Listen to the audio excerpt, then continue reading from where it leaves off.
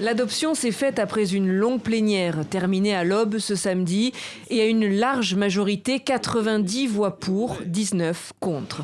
Les mandats du président, des députés et des maires passent à 7 ans, mais la limite du nombre de mandats présidentiels, elle, ne bouge pas, 2 mandats maximum. Autre nouveauté, la création d'un Sénat composé d'au moins 25 parlementaires, certains désignés par le chef de l'État et d'autres membres de droit, comme par exemple les anciens présidents.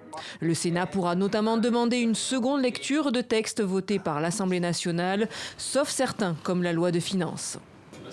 Mais cette révision fait réagir certains députés qui demandent son annulation.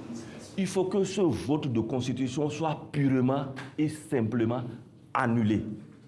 Parce que ça ne répond à rien. Il y a eu des amendements, d'accord, qui ont conduit au changement du mandat de 5 ans à 7 ans. Pour les présidentielles d'abord, ensuite pour les législatives et pour les municipales et les communales.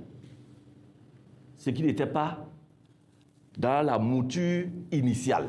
À Cotonou ce samedi, ces Béninois sont partagés. Pour que 5 ans après, un autre président vienne et puis il n'y a pas de continuité et puis il faut reprendre encore à zéro. Donc ce n'est pas la peine. Je crois qu'ils ont vu que pendant les 7 ans quand même, ils peuvent faire un bon travail, ils peuvent achever ce qu'ils ont commencé en 7 ans. Tout le monde n'est pas pour. Parce que les gens faisaient 5 ans et maintenant quittent 5 ans et se retrouvent à 7 ans. Et quels sont les réserves pour la génération?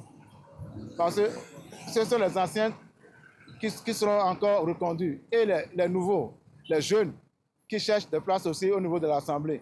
Ils se posent beaucoup de questions. Le texte doit désormais être présenté à la Cour constitutionnelle qui statuera sur sa conformité légale avant d'être effectivement promulgué par le chef de l'État. Les nouvelles dispositions s'appliqueront aux prochains élus des élections de 2026.